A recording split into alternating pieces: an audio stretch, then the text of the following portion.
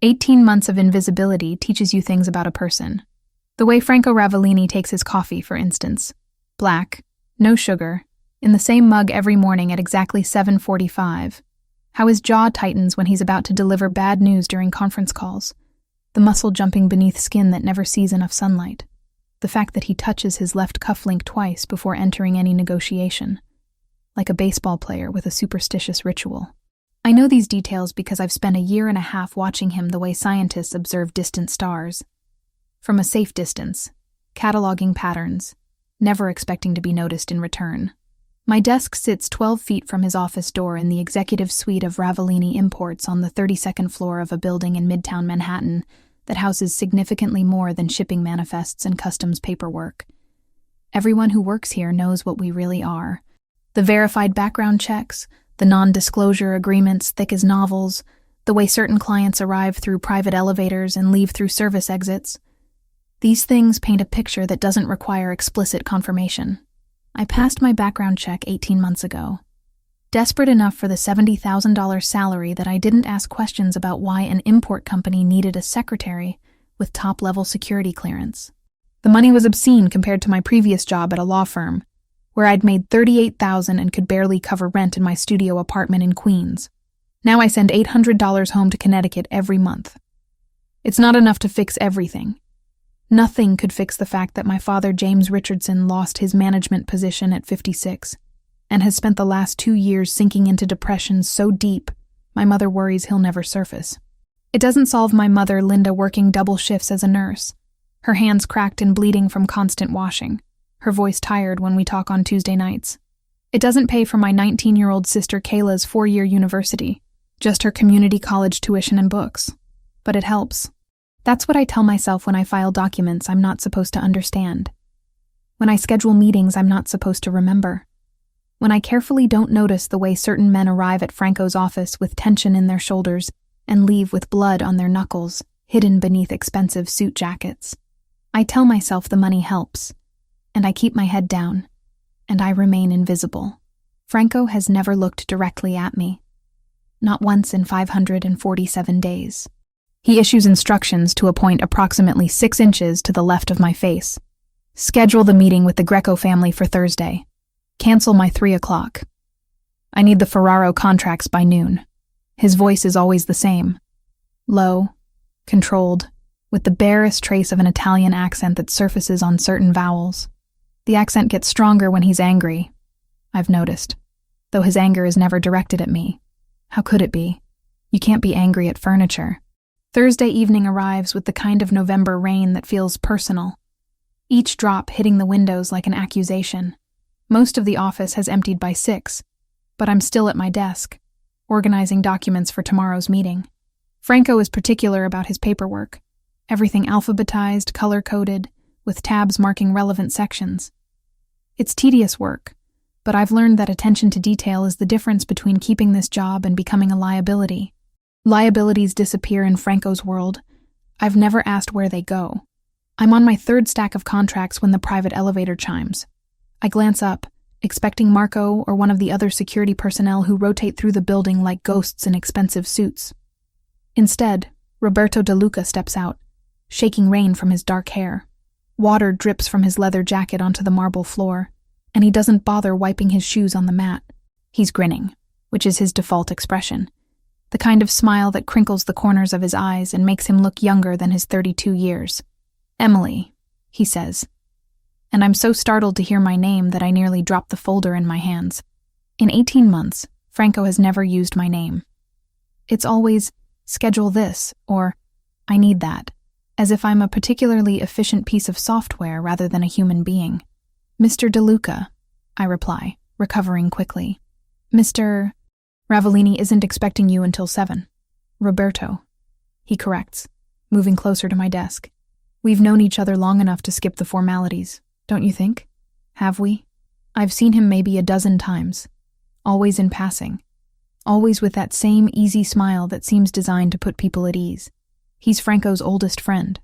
I know that much. Childhood friends from the same neighborhood in Brooklyn, before Franco's father built this empire, and Roberto became his most trusted capo. Is there something I can help you with while you wait? I ask, keeping my voice professional. Roberto leans against my desk, close enough that I can smell his cologne. Something woodsy and expensive. I had a meeting run long. Figured I'd come early rather than make Franco wait.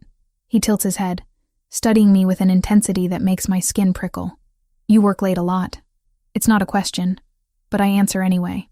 Mr. Ravellini prefers his documents prepared the night before. Franco, Roberto says. You can call him Franco. We're not that formal here. I don't correct him. Don't explain that Franco has never invited such familiarity. Instead, I return my attention to the contracts, hoping Roberto will take the hint and wait in one of the leather chairs by the elevator. He doesn't. You've been here over a year now, right? He continues, pulling up a chair and sitting backward on it, arms folded over the backrest. How are you liking it? The question is so unexpected that I actually look at him. Really look at him. Brown eyes, easy smile. The kind of handsome that probably gets him whatever he wants from most women. There's a scar above his left eyebrow, barely visible, and his knuckles are slightly swollen. Recent violence. Carefully hidden. It's a good job, I say carefully. That's the most diplomatic non-answer I've heard all week. He laughs, the sound genuine. Come on, you can be honest. Franco's not exactly warm and fuzzy. Something about the invitation to honesty, to casual conversation with someone who actually sees me as a person, rather than office equipment, makes my guard lower fractionally. Mr. Ravellini is professional, I reply. The work is challenging. The salary is good. But I shouldn't answer. Every instinct cultivated over 18 months of careful invisibility screams at me to redirect, to deflect, to return to my filing. But I'm tired. Tired of being invisible. Tired of the weight of my family's expectations. Tired of pretending I don't notice the blood and the secrets and the careful dance of violence that surrounds this place. But it's lonely, I admit quietly. Roberto's expression softens. Yeah, I bet it is. He pauses, then grins again. You know what helps with loneliness? Dinner. There's this great Italian place in the village. Roberto. The voice cuts through the air like a blade. Cold, controlled, dangerous. I freeze, contracts forgotten, as Franco Ravellini emerges from his office. I didn't hear the door open, didn't sense his presence. He moves like smoke when he wants to, silent and lethal. He's dressed as always in a charcoal suit that probably cost more than my monthly rent. White shirt, no tie. His black hair is styled back from his face, revealing features that would be handsome if they weren't quite so intimidating. Strong jaw, straight nose, full lips currently pressed into a thin line. But it's his eyes that pin me in place. Dark brown, almost black in the low lighting, and for the first time in 547 days, they're looking directly at me. The impact is physical. My breath catches, my heart rate spikes, and every nerve ending suddenly fires with awareness. This is what it feels like to be seen by Franco Ravellini, I realize. Like being caught in a spotlight, examined, assessed, catalogued. Boss, Roberto says, standing smoothly. I was early. Just keeping your secretary company. I can see that. Franco's voice hasn't changed pitch, but something underneath it has shifted. Something cold and sharp and barely contained. His gaze moves from me to Roberto, and I watch the muscle in his jaw jump. What were you discussing? Just making conversation, Roberto replies, but there's an edge of wariness in his tone now. Getting to know Emily here. She's been working for you for, 18 months? And we've barely exchanged 2 words. Is she single? The question hangs in the air between them. Roberto's posture is casual, but I can see the calculation in his eyes. He's testing something, pushing a boundary deliberately. Franco goes very, very still. I've seen him angry before. I've watched him end phone calls with quiet threats that made men twice his size pale. I've observed the way his control never slips. How violence when it comes is delivered with surgical precision. This is different. This is rage wrapped in ice, contained by force of will alone. His hands curl into fists at his sides. His breathing remains even, but his eyes, those dark eyes that are finally looking at me, burn with something I can't name. Get in My office. Each word is delivered with devastating quiet. Now. Roberto raises his hands in mock surrender, smile slipping. Hey, I was just... Now. The command leaves no room for argument. Roberto shoots me an apologetic glance, then walks toward Franco's office. As he passes, Franco's hand shoots out, gripping his arm with enough force that I see Roberto wince. Don't, Franco says, voice dropping to barely above a whisper. Ever speak to her again. Then he releases Roberto, who disappears into the office. But Franco doesn't follow immediately. Instead, he turns those burning eyes back to me, and I feel stripped bare under his gaze, exposed, vulnerable in a way I haven't felt since the first day I walked into this building. Mr. Ravellini, I start, not sure what I'm going to say. Starting tomorrow, he interrupts.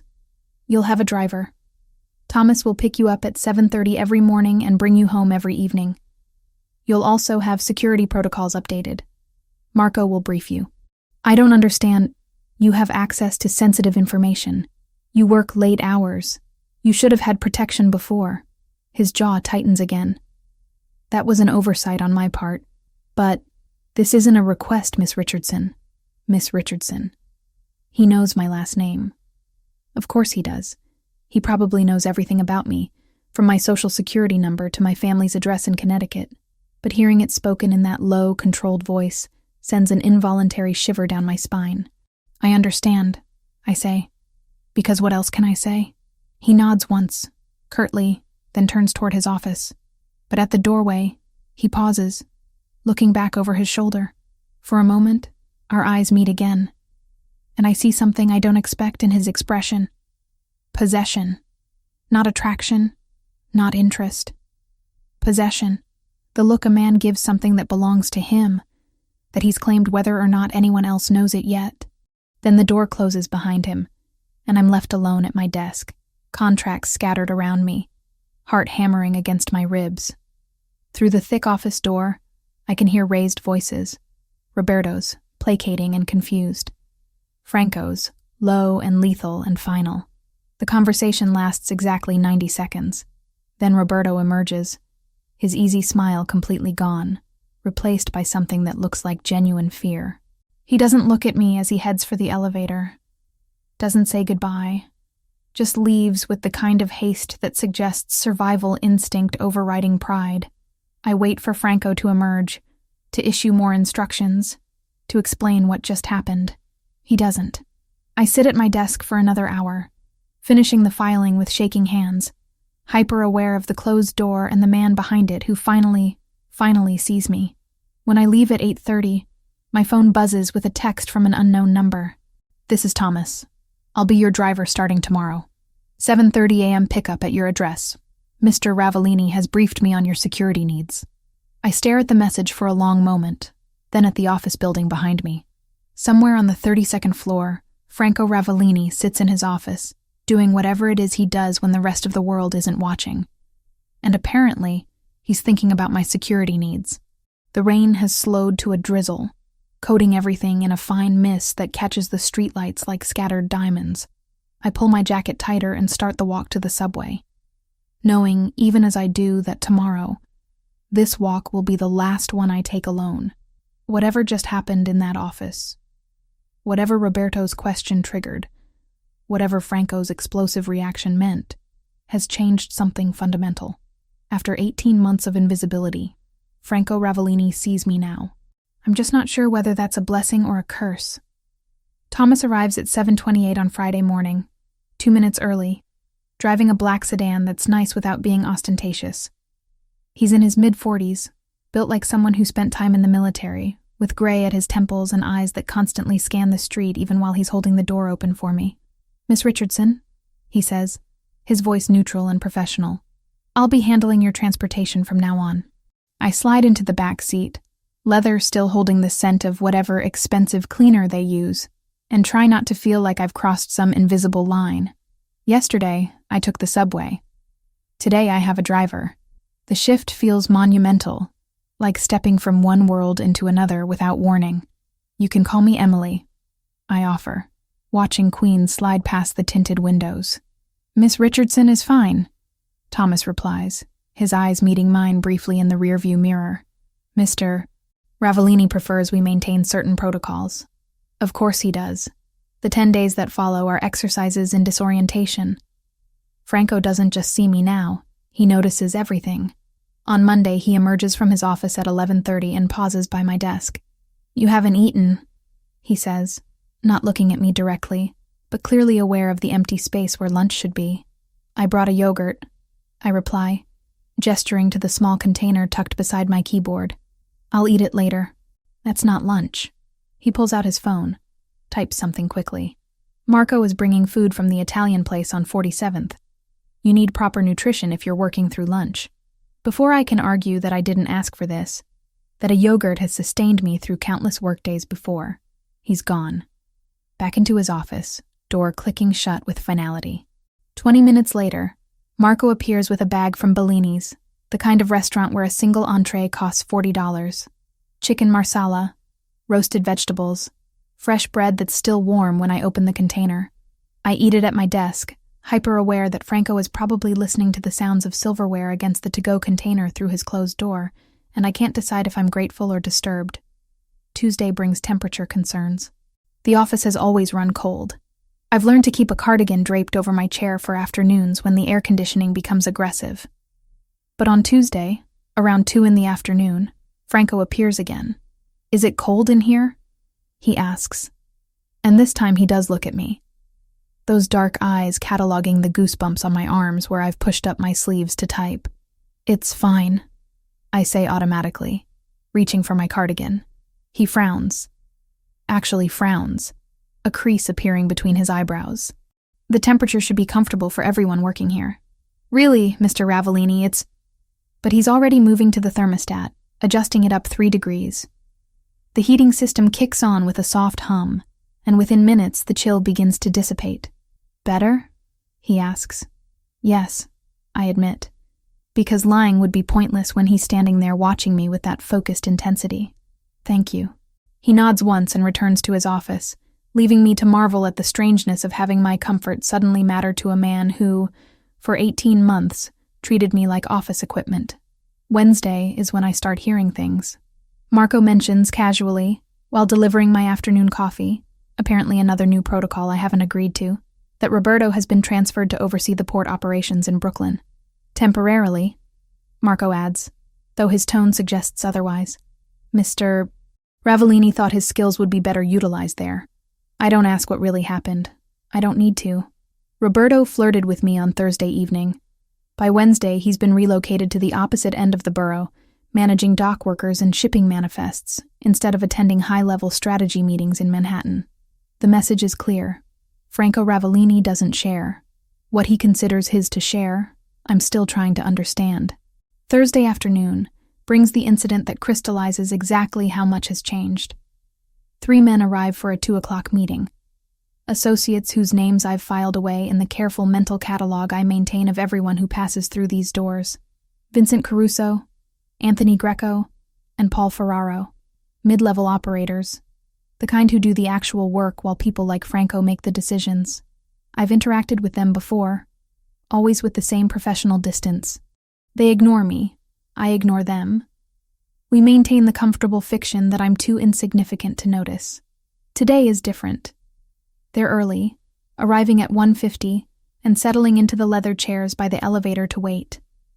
I continue working, updating the attendance logs for Friday's larger meeting, when Vincent calls out, "Hey, sweetheart, you think you could grab us some coffee?" I look up, surprised by the casual presumption. In 18 months, no one has called me sweetheart. "There's a coffee station right there," I reply, gesturing to the setup against the far wall. Expensive espresso machine, selection of pods, cream and sugar arranged neatly on a tray. "Yeah, but that's what you're here for, right?" Vincent grins, the expression more leer than smile. "The secretary brings the coffee. That's how it works." Something unpleasant coils in my stomach. I'm about to respond, politely, professionally, but firmly, when Franco's office door opens. He doesn't say anything at first. Just stands there, one hand still on the doorknob, his expression absolutely glacial as he looks at Vincent. The temperature in the room drops 10 degrees. "What?" Franco says, his voice so quiet I have to strain to hear it. "Did you just call her?" Vincent's grin falters. I was asking for coffee, boss. Didn't mean anything by it." "Stand up." Vincent glances at the other two men, confusion flickering across his features. "Boss?" "Stand up." Each word is delivered with surgical precision, the kind of tone that suggests compliance is the only option that doesn't end badly. Vincent stands slowly, his earlier confidence evaporating. Franco closes the distance between them in 4 strides, stopping close enough that Vincent has to tilt his head back slightly to maintain eye contact. Franco has 3 inches on him, I realize, and right now he's using every bit of that height advantage. "Her name is Miss Richardson," Franco says, still in that dangerously quiet voice. "She is not sweetheart, not honey, not any other diminutive you think makes you sound friendly. She is my executive secretary, which means she outranks you in this organization by several levels. Do you understand?" "Yeah, boss. Do you understand?" Franco repeats. And now there's something underneath the quiet, something cold and lethal that makes my breath catch. "Yes," Vincent says quickly. "I understand. I'm sorry." Franco holds his gaze for another 3 seconds. I count them, watching the way Vincent's Adam's apple bobs as he swallows nervously, then steps back. "The meeting is canceled," Franco announces. "All 3 of you can leave. Anthony, you're running the Ferraro operation now. Vincent, you're reassigned to collections in Staten Island effective immediately. Paul, you'll receive new instructions by end of day." "Boss, come on," Vincent starts, desperation creeping into his voice. "It was just out." The single word carries enough weight that all 3 men move toward the elevator without further argument. The doors close on Vincent's pale, stricken face. Silence settles over the office like snowfall. I sit frozen at my desk, contract forgotten, trying to process what just happened. Franco demoted a man, possibly ended his career, because he called me sweetheart. Franco turns to me, and the cold mask slips just slightly. "I apologize," he says. "That should never have happened. You deserve respect. Mr. Ravellini, you always have." He runs a hand through his hair, a gesture of frustration I've never seen from him before. It was my failure to make that clear from the beginning. The weight of his attention is almost physical. I feel pinned by it, examined, and something in his expression makes my pulse quicken. Not fear exactly, but awareness. The kind of awareness that comes from being truly seen by someone for the first time. "Thank you," I manage finally, the words inadequate for the complexity of what I'm feeling. He nods once, then returns to his office, leaving me alone with my racing thoughts. That evening, Thomas drives me home in thoughtful silence. I watch the city lights blur past the window and try to make sense of the past 10 days. Try to understand what it means that Franco Ravellini has decided I matter. Friday arrives with its own strangeness. The office feels different. Everyone who comes through is more careful around me, more respectful. Word has spread about what happened to Vincent. The invisible line that separated me from the organization has been erased, replaced by something I don't quite understand yet. At 7 o'clock, as I'm organizing the last files for Monday, Franco emerges from his office. He's changed out of his suit jacket, rolled up his sleeves to his elbows, and for the first time I noticed the tattoo on his left forearm. Italian words I can't quite read from this distance. "You're still here," he observes. "Just finishing up," I reply, clicking save on the spreadsheet. "It's late." He pauses, seeming to weigh something internally. "You should eat. I should eat. We'll go together." It's not phrased as a question, but there's something in his posture, a slight tension in his shoulders maybe, that suggests I could refuse if I wanted to. The problem is, I don't want to. "Where?" I ask, closing my laptop. "Italian place I know. Good food, quiet. We can talk." "About what?" For the first time since this all started, Franco's expression shifts into something that might be amusement. "You've been working for me for 18 months. I know nothing about you except what appears on background checks. That seems like an oversight worth correcting. And if I'd rather keep my personal life private, then you tell me." and we have a short dinner discussing nothing more interesting than tomorrow's weather. He tilts his head slightly. But I don't think that's what you want. He's right, which bothers me more than the invitation itself. I've spent 10 days watching him notice me, protect me, insert himself into my life through temperature adjustments and lunch orders and demotions delivered on my behalf. Part of me wants answers. What changed? Why now? What does he want from me? But another part, the part that's been invisible for so long it forgot what it felt like to be seen, just wants to keep being noticed.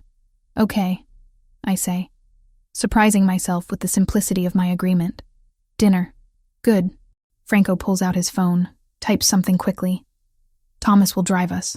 20 minutes. I gather my things slowly, watching him from the corner of my eye as he returns to his office to collect his jacket.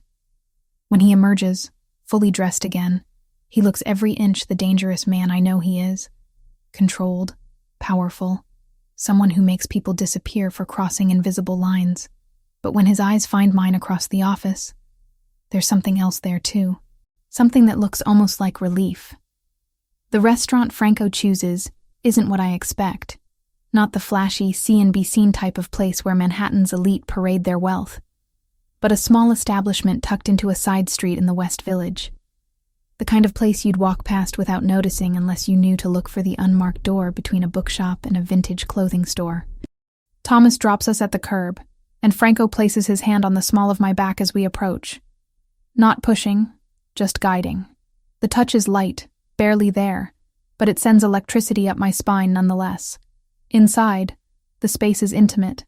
Maybe 15 tables, half of them empty despite it being Friday evening. Exposed brick walls, candlelight reflecting off wine bottles arranged on wooden shelves, the scent of garlic and fresh basil heavy in the air. An older man emerges from the kitchen, his face splitting into a genuine smile when he sees Franco. Franco, he says, pulling him into an embrace that Franco returns with surprising warmth. They exchange rapid Italian, too fast for me to catch more than a few words, before the man turns to me with curious eyes. And who is this beautiful young woman? He asks in accented English. Emily Richardson. Franco replies before I can introduce myself. Emily, this is Giovanni Rossetti. He's owned this place for 30 years. 32, Giovanni corrects, taking my hand and kissing it with old-world charm. Welcome, Miss Richardson. Any friend of Franco's is family here. He leads us to a corner table, the most private spot in the restaurant, where we're partially hidden by a decorative screen. Franco holds my chair, another gesture that catches me off guard, before settling across from me. Wine? Giovanni asks, not bothering with menus. The Barolo, Franco says. And we'll have whatever you're making tonight. Giovanni nods approvingly and disappears, leaving us alone with the candle flickering between us. You don't even look at menus? I ask, trying to find solid ground in this increasingly surreal situation. Giovanni knows what I like, and he's never steered me wrong. Franco leans back in his chair, studying me with that intensity that's become familiar over the past 10 days. You're uncomfortable. It's not a question, but I answer anyway. This is strange. 2 weeks ago you didn't know I existed. Now we're having dinner together. I always knew you existed, Emily. The use of my first name sends another jolt through me. He's never used it before. Always Miss Richardson, in that formal way that maintained distance. You have a funny way of showing it, I say. 18 months of looking through me like I was made of glass. Something flickers across his face. Regret, maybe, or acknowledgement. I had reasons. Such as, Giovanni returns with wine, pouring generous glasses for both of us before retreating again. Franco takes a sip, considering his words carefully. This world I operate in. He begins slowly. It requires certain boundaries. People close to me become targets, become leverage that enemies can use. For 18 months, I kept you at a distance because distance meant safety. What changed? Roberto. Franco's jaw tightens at the name. When he looked at you, when he asked if you were single, I realized the distance hadn't protected you at all. You'd been vulnerable this entire time, and I'd been too focused on maintaining boundaries to notice. I take a long drink of wine, needing the warmth as his words sink in. So the driver, The security protocols. All of it. That's because you feel guilty. That's because you matter. He says it simply, directly, his dark eyes holding mine. You've mattered for longer than I was willing to admit, even to myself. The admission hangs between us, heavy with implications I'm not sure I'm ready to examine. I redirect, seeking safer territory. Tell me about Giovanni. How do you know him? Franco allows the subject change, though I see understanding in his expression. He was friends with my father. When I was younger, maybe 10 or 11, my father would bring me here after school. Giovanni would let me do homework at that table by the window while they talked business. What kind of business? A slight smile, the kind that required privacy and trust. Giovanni never asked questions, never repeated what he heard. That's rare, especially in this city. He knew what your father was, knows what I am. Franco corrects. And he's never judged it. His son was in trouble once, gambling debts to the wrong people. My father helped resolve it. Giovanni's been loyal to our family ever since. The food arrives in stages. First, an antipasto plate with cured meats, marinated vegetables, and fresh mozzarella that melts on my tongue. Then pasta. Giovanni's own recipe, Franco tells me. Something between carbonara and cacio e pepe, rich and creamy and perfect. We eat in companionable silence for a few minutes before Franco speaks again. Tell me about your family. The real story. Not what I read in background checks. I set down my fork, surprised by the request. Why do you want to know? Because you send $800 home every month. Because you work late every night even though your contract specifies 40 hours per week. Because when I asked why you stayed at this job despite obviously knowing what we do, you said the money helps. He pauses. I want to understand what drives you. It should feel invasive, this interest in my personal life. But there's something in the way he asks, genuine curiosity without judgment, that makes me want to answer. My father is 58, I begin. He was a facilities manager for a pharmaceutical company in Connecticut. Good job, good benefits, 23 years of service. Then the company got acquired, new management came in, and they cleaned house of anyone over 50. Age discrimination, obviously, but impossible to prove. Franco nods, listening without interruption. He tried to find other work, but no one wants to hire a 56-year-old manager when they can get someone 30 years old for half the salary. The unemployment ran out. Savings got depleted, and he just broke. Depression, anxiety, days where he doesn't get out of bed. I take another sip of wine, steadying myself. My mother Linda works as a nurse. Double shifts most weeks trying to keep them afloat. And my sister Kayla, she's 19, trying to get through community college while working part-time at Target. So you became the safety net. I send what I can. It's not enough to fix everything. Nothing can give my father back his sense of purpose, or my mother her sleep, or my sister the college experience she deserves. But it keeps them housed and fed. It means Kayla can buy textbooks. It means my father can keep his blood pressure medication. I meet Franco's eyes. That's why I stayed. Why I didn't ask questions about shipping manifests that don't quite add up, or meetings that happen at 3 a.m. The salary you pay lets me take care of them. Franco is quiet for a long moment, his expression unreadable in the candlelight. When he speaks, his voice is softer than I've ever heard it. My father died 5 years ago. Heart attack in his office on a Tuesday afternoon. He was 61. Franco turns his wine glass slowly between his fingers. He built everything from nothing. Came from Naples with barely enough money for a week's rent. Worked construction jobs until he could buy his first legitimate business. The rest came later. The expansion into less legitimate operations. Do you regret it? The path he took? No. The answer is immediate. He provided for our family. He created opportunities for people in our community who had none. The methods weren't always legal, but the results were real. Hundreds of families employed, protected, given chances they wouldn't have had otherwise. That's how you justify it. I don't need to justify it. There's no defensiveness in his tone, just statement of fact. I'm under no illusions about what I do, Emily. I make choices that exist in gray areas, that sometimes cross into darkness. but I also carry the weight of everyone who depends on me.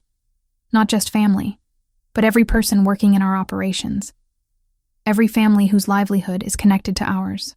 I think about this, about the complexity of it. When you took over at 29, was it what you wanted? No. Another direct answer. I was working on a graduate degree in business, had plans for legitimate consulting work. Then my father died, and suddenly I had a choice. Let everything he built collapse, leave hundreds of people without income or protection, or step into his role. He meets my eyes. There wasn't really a choice at all. The weight in his voice is palpable.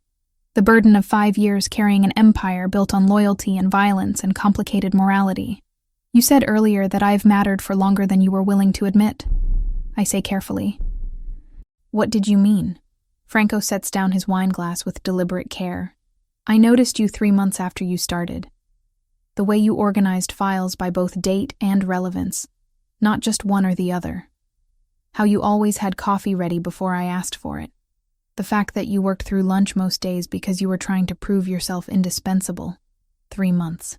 He noticed me after 3 months, but maintained that careful distance for 15 more. Why wait so long? Because noticing you was dangerous, for both of us. His expression hardened slightly. The moment someone becomes important to me, they become a target. My father taught me that. Keep business and personal separate, never give enemies leverage. So I kept you at arm's length, treated you like furniture, convinced myself the distance was protection. Until I saw someone else looking at you the way I'd been trying not to. Franco's hands curl into fists on the table. Until I realized that keeping you invisible to me didn't make you invisible to everyone else. You were vulnerable, and I'd left you that way out of cowardice. Protecting me isn't cowardice. Pretending I didn't care when I did is. The confession settles over me like a blanket. Heavy, warm, slightly suffocating. I should probably be concerned about this intensity. This possessiveness that drove him to demote Vincent and transfer Roberto. Should be worried about what it means that Franco Ravellini has decided I belong under his protection. But concern isn't what I'm feeling. What happens now? I ask quietly. Now you understand the parameters. You work in a dangerous environment. You have security not because I'm controlling, but because it's necessary. You have my protection because I refuse to leave you vulnerable. He leans forward slightly. And you need to decide if you can live with that. If you can accept that being in my world means giving up certain freedoms in exchange for safety. What if I say no? Then I respect your choice. But the security stays regardless. You know too much, have access to too much sensitive information. Even if you wanted to leave, you'd need protection while we transitioned you out safely. The honesty is refreshing and terrifying in equal measure. No pretty lies about choice and freedom. Just the stark reality that I've already crossed into his world whether I intended to or not. I'm not asking you to decide tonight, Franco continues. I'm giving you information so you can make an educated choice. Take time. Think about it. But understand that I'm not a man who does things halfway. If you stay, if you choose this, I will be involved in your life. Protectively, possessively, in ways you might not always appreciate. And if I stay, what exactly am I staying for? Just employment? His eyes darken with something that makes my breath catch. That's for you to decide as well. Giovanni returns with dessert, tiramisu that tastes like heaven, and the conversation shifts to safer topics. Franco tells stories about growing up in Brooklyn, about Giovanni teaching him to make proper espresso when he was 12, about his father's ridiculous superstitions about black cats and spilled salt. I find myself laughing at his delivery, at the unexpected glimpses of humanity beneath the controlled exterior. This is Franco without the armor, I realize. This is who he might have been if circumstances had been different. By the time we finish, it's nearly 10. Thomas materializes outside exactly when we emerge, as if he's been waiting all evening for the precise moment we'd need him. The drive to my apartment in Queens is quiet. Franco sits beside me in the back seat, closer than necessary but not touching, and I'm acutely aware of his presence. The car smells like his cologne, something with notes of cedar and spice, masculine without being overwhelming. When Thomas pulls up outside my building, Franco exits first, holding the door for me. "Thank you for dinner," I say, suddenly awkward now that the evening is ending. For the honesty. You deserved honesty. You've deserved it from the beginning. He hesitates, then reaches out to tuck a strand of hair behind my ear. The touch gentle, brief, but loaded with intention. Think about what I said, Emily. Really think about it. Because once you choose, once you're fully in my world, leaving becomes significantly more complicated. Is that a threat? It's a promise. Of protection. Of loyalty. Of the fact that I don't let go of what's mine. His hand drops away. And before you tell me you're not mine, understand that ship has already sailed. I claimed you the moment I exploded at Roberto. The only question remaining is whether you'll accept that claim. He steps back, allowing me space to breathe, to process the weight of what he's just said. I should be offended by the presumption, by the possessive certainty in his voice. Should probably tell him that I'm not property to be claimed, that his protection doesn't equal ownership. But as I watch him return to the car, as Thomas drives away and I'm left standing on the sidewalk outside my building, I realize the most terrifying part isn't Franco's claim. It's the fact that some part of me wants to accept it. Monday morning arrives with an envelope on my desk. Thick cream paper, my name written in elegant script across the front. I recognize the handwriting from the notes Franco leaves on documents. Precise, controlled, the letters perfectly formed. Inside is a single sheet of paper with an address in Boston and a salary figure that makes my breath catch. $95,000. Nearly $30,000 more than I currently make, which is already generous by any standard. The position is vague, executive liaison for Northeast operations, but the message is crystal clear. Franco is offering me an escape route, a way out of his world with a significant financial cushion to ease the transition. I fold the paper carefully, slide it back into the envelope, and carry it directly to his office door. I don't knock. I walk in, close the door behind me with enough force that it clicks loudly, and place the envelope in the center of his desk. Franco looks up from his laptop, one eyebrow raised at my entrance. No, I say simply. You haven't even considered it. There's nothing to consider. If you want me gone, be honest about it. Don't try to dress it up as a promotion or convince me it's for my own good. I cross my arms, anger giving me courage I didn't know I possessed. I'm not a child who needs to be manipulated into making the right choice. Franco closes his laptop with deliberate care, his attention now completely focused on me.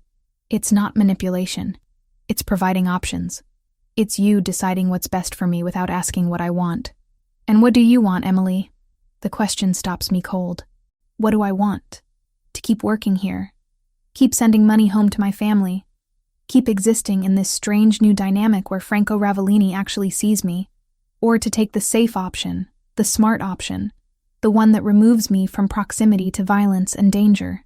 I want transparency, I say finally. You told me Friday that I deserved honesty, that I should think about whether I can handle being in your world. Well, I've thought about it. I'm choosing to stay.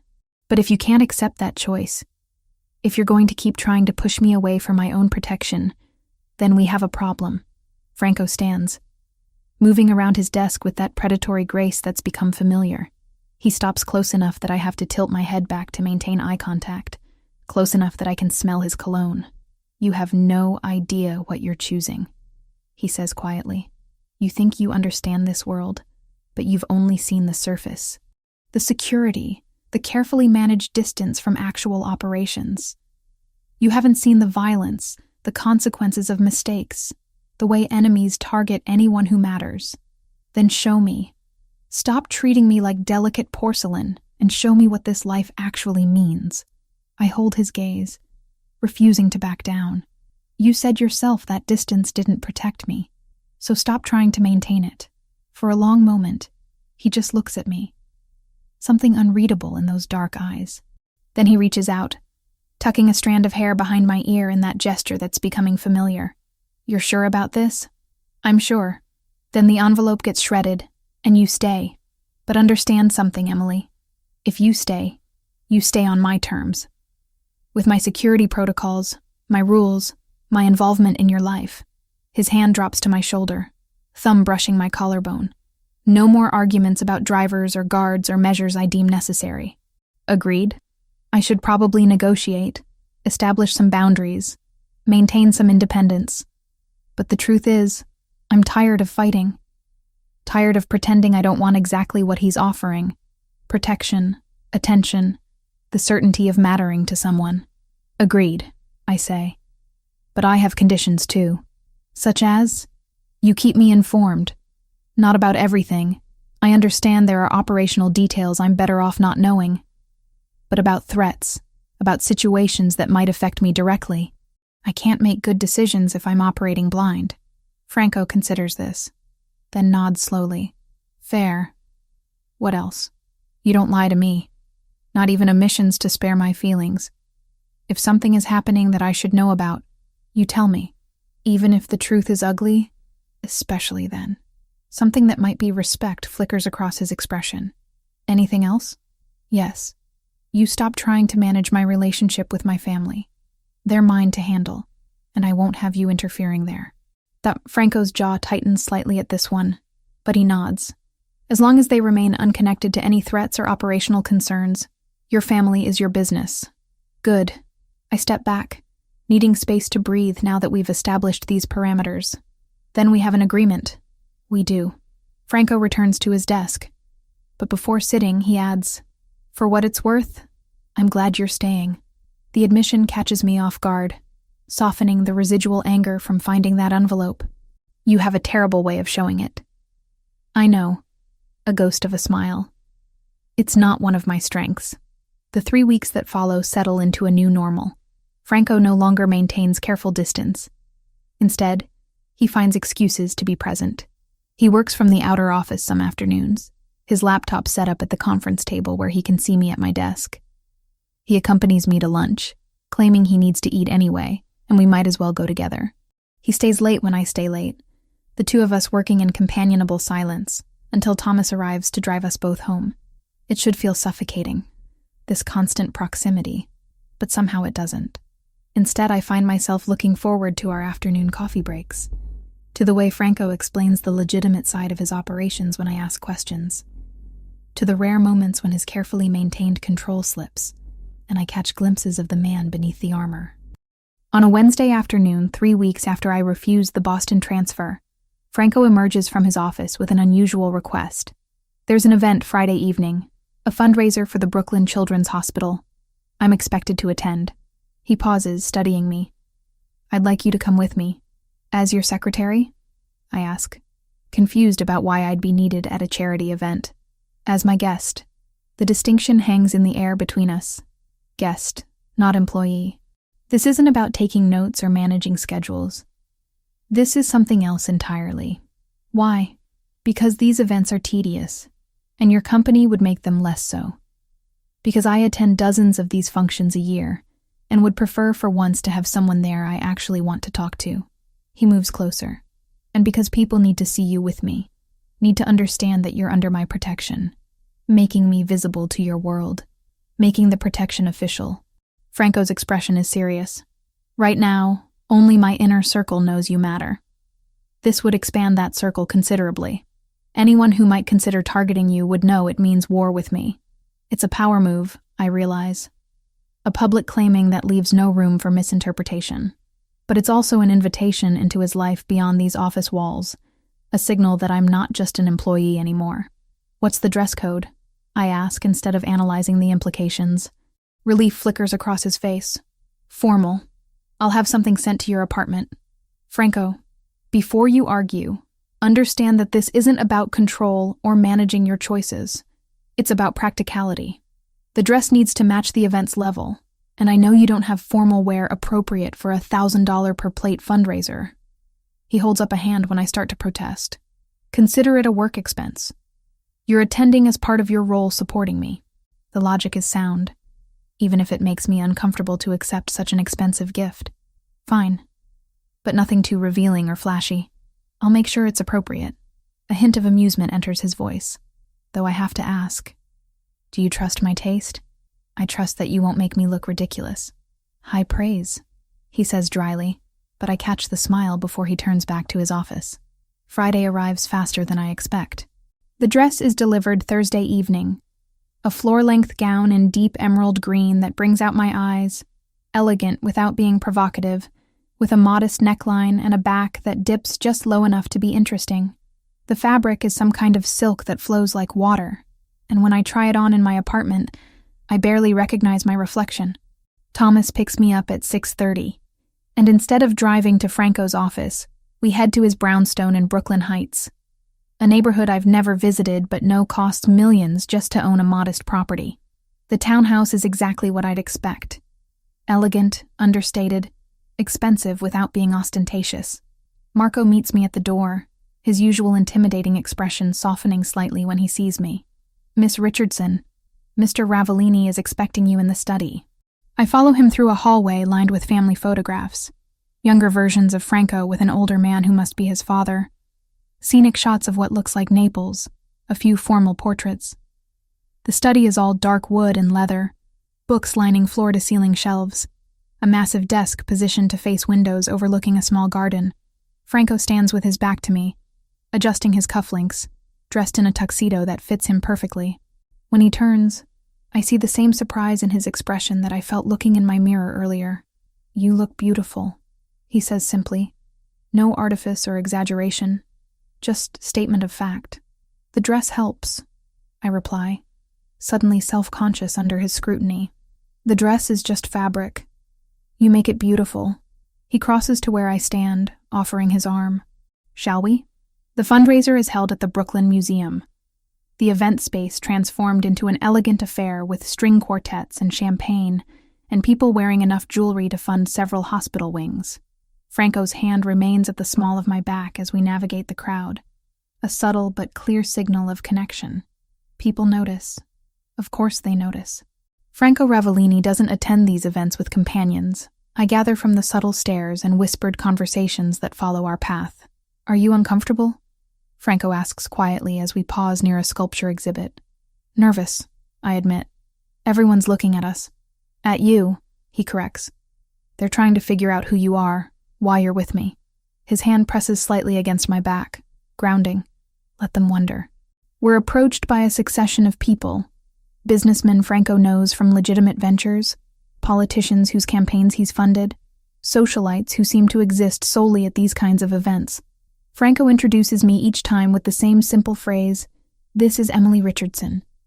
No explanation of my role, no qualifying details, just my name, delivered with enough certainty that no one dares ask for clarification. Around 8, we're approached by a man in his 50s, with silver hair and a smile that doesn't extend to his calculating eyes. "Franco, good to see you," he says, extending a hand. "And who's this lovely young woman?" "Emily Richardson," Franco replies, his tone cooler than it's been all evening. "Emily, this is Richard Castellano. He runs shipping operations out of Newark." Something in Franco's posture has changed. Subtle tension in his shoulders, a slight tightening of his hand against my back. This man is more than a business acquaintance, I realize. This is someone Franco considers a threat. "Pleasure to meet you, Miss Richardson," Richard says, his eyes traveling over me in a way that makes my skin crawl. I wasn't aware Franco had such charming associates. The pause before associates is deliberate, laden with implication.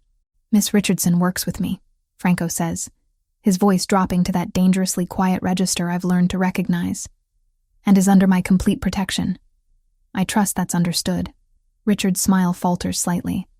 "Of course. No offense intended." "None taken," I say smoothly, surprising myself with my composure. Though I appreciate Mr. Ravellini's consideration for my security. One can never be too careful these days. The subtle reminder that I'm aware of the world we operate in seems to satisfy Richard, who makes his excuses and moves away quickly. "Well handled," Franco murmurs once we're alone again. Richard is with the Yakuza Yamaguchi operations. They've been testing boundaries in Brooklyn recently. Is that what all this is about? I gesture vaguely at the event. Showing strength through normalcy? Partially. These events serve multiple purposes.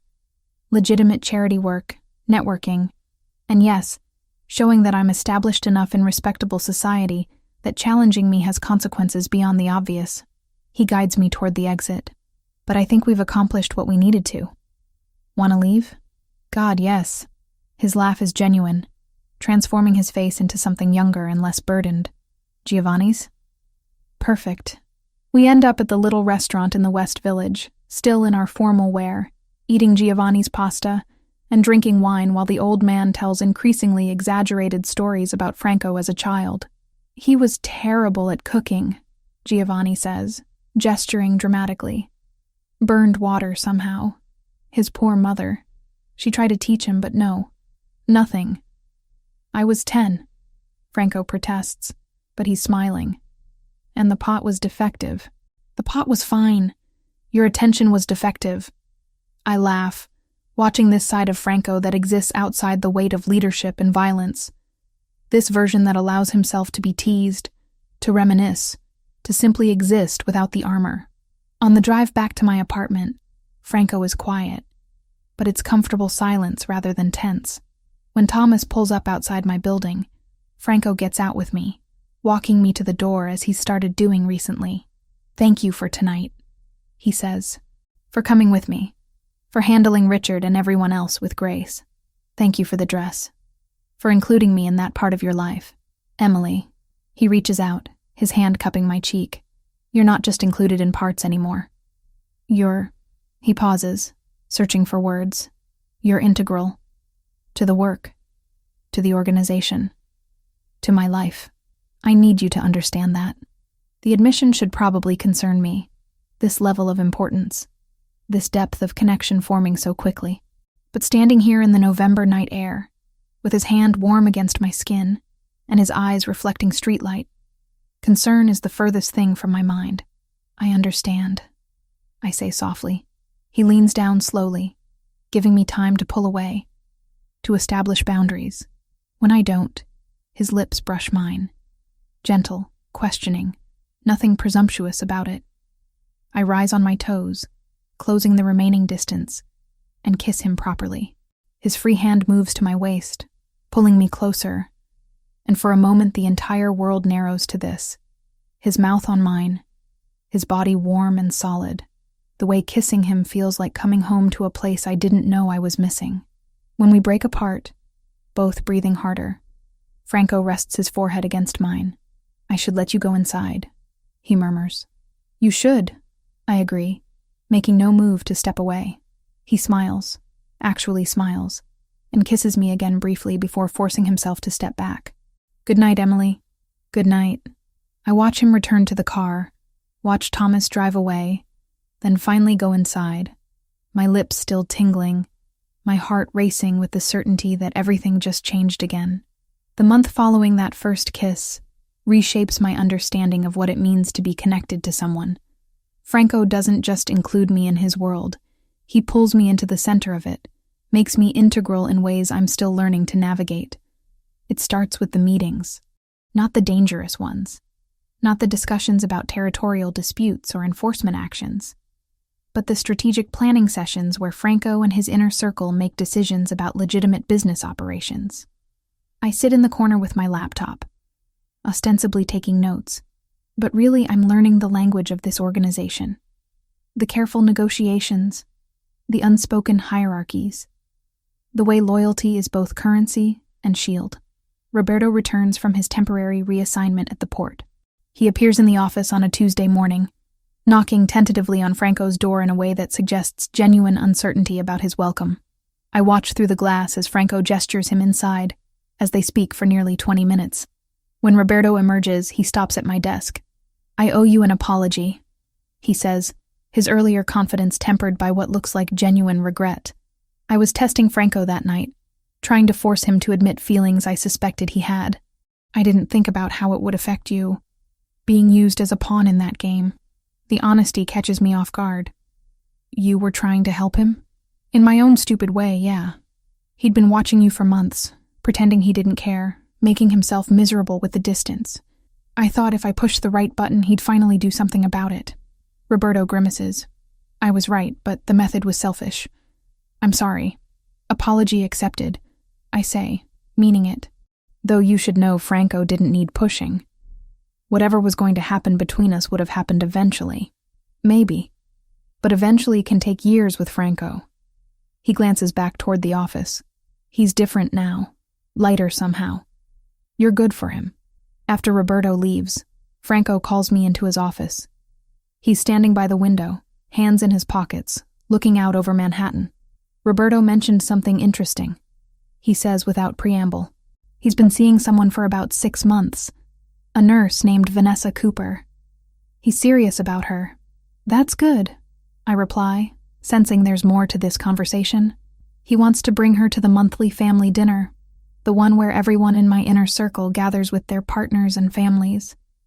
Franco turns to face me, which means people will expect you there as well. As what? Your secretary who happens to attend social events? As mine. He says it simply. No room for misinterpretation.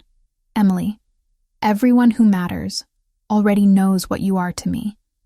This isn't about hiding or pretending anymore. It's about making it official within the organization. The weight of what he's offering, or maybe claiming, settles over me. This isn't just dating. This is public acknowledgement within the dangerous world he operates in. A declaration that carries protection, but also expectation. What if I'm not ready for that level of commitment? Franco crosses to where I stand, his expression serious but not demanding. Then you tell me, and we slow down. But Emily, understand something. In my world, there's no such thing as casual. Either you're in, with all the protection and complications that brings, or you're out. There's no middle ground. No dating casually while we figure things out. That's not fair. No, he agrees. It's not. But it's reality. My enemies don't recognize nuance or gradual relationship progression. They see someone important to me, and they calculate how to use that against me, which means you need to be either fully protected or not connected to me at all. I sink into the chair across from his desk, processing this ultimatum that isn't quite an ultimatum. You're asking me to choose. I'm asking you to be honest about what you want. Because if you want this, us, then we do it my way. With security, with public acknowledgement, with your integration into every aspect of my life. He kneels in front of me, taking my hands. But if that's too much, if you need freedom more than you need this connection, I'll respect that. I'll hate it, but I'll respect it. The sincerity in his voice undoes me. This is Franco without armor, offering me the choice he claims doesn't exist while simultaneously making clear what choosing him means. I want this, I say quietly. It scares me, but I want it. Relief washes over his features. Then you'll come to the dinner. Meet everyone properly. Let them see that you're not just someone passing through. Okay. He kisses me then, soft and claiming at once, and I taste the complicated truth of what I've agreed to. The dinner is held at Franco's brownstone the following Saturday. I arrive early at his request, ostensibly to help prepare, but really so I can acclimate to the idea of being on display. The house has been transformed. The formal dining room I glimpsed on my previous visit now holds a table set for 16. Candles flickering in silver holders, wine already breathing in crystal decanters. A catering team moves through the kitchen with practiced efficiency. Apparently, Franco doesn't cook for these events. Nervous? He asks, coming up behind me as I stare at the elaborate place settings. Terrified, I admit. These are people who've known you for years. What if they don't think I belong here? Then they're wrong. Franco turns me to face him. Emily, my opinion is the only one that matters. But for what it's worth, everyone who's met you has been impressed. Roberto thinks you're clever. Marco says you have good instincts. Even Joseph, who never likes anyone, mentioned that you handled yourself well at the fundraiser. Joseph was at the fundraiser? Joseph is always somewhere nearby when I'm in public. You just didn't see him. Franco adjusts my necklace, a simple gold chain I've worn for years but which suddenly feels inadequate for this occasion. You look beautiful. And you belong here because I want you here. That's the only qualification required. The guests begin arriving at 7. I recognize some from the office. Joseph with his perpetual scowl, Michael who handles their real estate portfolio, Anthony who manages the legitimate import operations. But there are others I've never seen, including several women who must be the partners Roberto mentioned. Roberto arrives with Vanessa, a petite woman with kind eyes and an easy smile. She makes a point of introducing herself to me immediately. Emily, right? Roberto's told me about you. Well, told me the version where he doesn't admit to being an idiot. She elbows Roberto affectionately. I'm glad you're here. It's nice to have another newcomer to this insanity.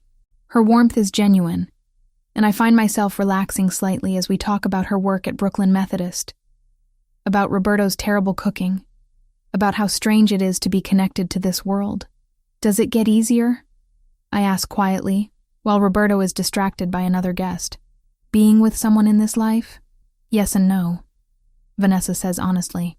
You learn to compartmentalize, to not ask about certain things, to trust that the man you love is more than the violence his work sometimes requires, but the fear never completely goes away. You just decide whether the love is worth the fear. The observation stays with me through dinner, through courses of incredible food and wine that flows freely, and conversations that range from mundane to carefully coded discussions about territory and operations. I sit next to Franco, his hand occasionally finding mine under the table, his presence a constant anchor. Around 10, after most guests have moved to the living room with after-dinner drinks, Joseph approaches me in the kitchen where I've escaped for a moment of quiet. Miss Richardson. I turn, surprised. Joseph rarely speaks to me beyond professional necessity. Joseph. Mr. Ravellini seems happy. Happier than I've seen him in the 5 years I've worked for him. Joseph's expression remains neutral, but there's something almost approving in his tone. That's good. He needs someone who can give him reasons beyond duty and obligation. I'm not sure I'm that person, I admit. You are. Otherwise, he wouldn't have brought you into his home. Into this circle. Joseph pauses. Just understand. Being that person means accepting certain responsibilities. You're not just his partner. You're potentially his weakness. His enemies will see you that way. Franco's already explained this. I'm sure he has. But I'm telling you as someone who's seen what happens when loved ones become targets. The protection we provide is comprehensive, but it requires your cooperation. No slipping away from security, no taking unnecessary risks, no prioritizing independence over safety. The warning is clear, and I appreciate its directness. I understand. Good. Joseph nods once and returns to the living room, leaving me with my thoughts. When the last guests leave around midnight, Franco and I are finally alone. I help him clear glasses, comfortable in the domestic routine, when he catches my hand. Thank you for tonight, for being here, for handling everyone with grace, for not running when Joseph cornered you. How did you know about that? I always know. He pulls me close, arms wrapping around my waist. What did he say? That I'm potentially your weakness, that I need to cooperate with security protocols. Franco's expression darkens. I'll speak to him about overstepping. Don't. He was right. And I appreciate the honesty. I rest my head against his chest, hearing the steady beat of his heart. Franco, I need to tell my family about us. About you. He stiffens slightly. What would you tell them? The truth. That I'm seeing someone, that it's serious, that he's in a complicated line of work. I look up at him. I won't lie to them, but I'll be careful about details. They deserve to know there's someone important in my life. When? I call my mother every Tuesday. I was thinking this week. Franco considers this, then nods slowly. Okay. But Emily, if they ask questions about what I do or who I am, you deflect. The less they know specifically, the safer they are. I know. Tuesday evening finds me in my apartment, phone in hand, trying to figure out how to explain Franco Ravellini to my mother. In the end, I decide on partial truth, the safest kind. Mom, I wanted to tell you something. I'm seeing someone. Linda's voice brightens immediately. Oh, Emily, that's wonderful. Who is he? How did you meet? His name is Franco. He's my boss, actually. We've been working together for a while and things develop naturally. Your boss? Concern creeps into her tone. Honey, are you sure that's wise? Office relationships can get complicated. I know, Mom, but it's serious. He's been incredibly generous. He's actually the one who helped with Dad's situation. I'd told her weeks ago about the financial assistance, framing it as a company benefit rather than personal gift. Wait, the money for your father's training program, that was from him? He has resources, Mom, and he wanted to help. There's a long pause. Emily, What kind of work does this man do that he can offer that kind of money casually? Import business. He's very successful. Not technically a lie. The Ravellini operations do include legitimate importing. He's also Italian, from Brooklyn. Family business. Italian family business from Brooklyn. Linda repeats slowly. Emily, you need to be careful. That sounds like... I know what it sounds like, Mom, and I'm being careful. But he's good to me. He's protective, he's honest. He's given me no reason to doubt him. Another pause. This one heavier. You love him. I think I might, I admit, the words coming easier than expected. I know it's fast and I know it's complicated, but yes, I think I love him. Then I trust your judgment. But Emily, if anything ever feels wrong, if you ever feel unsafe or uncomfortable, you come home. You hear me? No relationship is worth your safety. I know, Mom. I promise. We talk for another 20 minutes about other things. Dad's progress in his retraining program, Kayla's upcoming finals, the approaching holidays. When we hang up, I feel lighter. As if acknowledging Franco's importance to my family makes it more real, more sustainable. Franco calls an hour later, as if sensing I need to hear his voice. How did it go? She knows. She's concerned but supportive. I curl up on my couch, phone pressed to my ear. She asked what kind of work you do. What did you tell her? Import business. Successful Italian family operation from Brooklyn. He laughs, the sound warm. All technically true. That was the idea. Emily. His voice softens. Thank you for telling them. For making this real beyond just us. It is real, Franco. Terrifying and complicated and probably inadvisable. But real. Come stay with me tonight. The request catches me off guard. We haven't spent the night together yet. Haven't crossed that particular boundary despite the increasing physical intimacy of our relationship. Franco, just to sleep. I want you here. Want to wake up with you tomorrow. He pauses. But only if you're ready. No pressure. I look around my small apartment, at the life I've built through careful independence and sacrifice. Then I think about Franco's brownstone, about the way his presence makes me feel grounded and safe and seen. Okay, I say. I'll pack a bag. Thomas will be there in 20 minutes. The decision feels significant. This choosing of his space over mine. This acceptance of deeper integration into his life. But as I pack essentials into an overnight bag, I recognize the truth. I've already chosen. Every decision since that rainy Thursday evening when Roberto asked if I was single has been leading here, to this moment of conscious commitment. When Thomas arrives, he greets me with his usual professional courtesy. But there's something that might be approval in his expression as he opens the car door. Franco is waiting when I arrive, the door opening before I can knock. He takes my bag, sets it aside, and pulls me into his arms. You came. You asked. I'll try not to make a habit of it. Asking for things. But his tone suggests he will absolutely make a habit of it, and somehow I don't mind. We go upstairs to his bedroom. A space I've never seen before. All dark wood and masculine simplicity. He gives me space to change in the bathroom. And when I emerge in my plain cotton pajamas, feeling underdressed in his elegant space, he's already in bed wearing only sleep pants.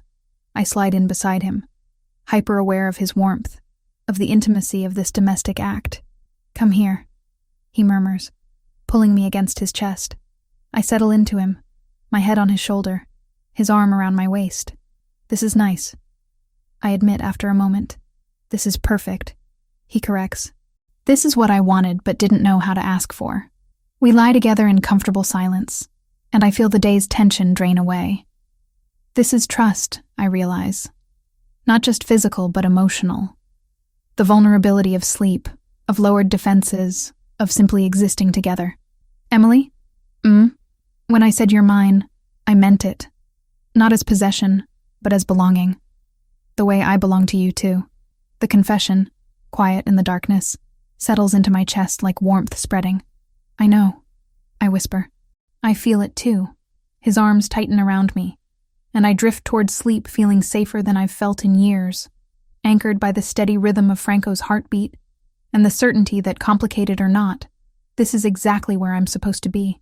The 2 months that follow our first night together blur into a rhythm I've never experienced before.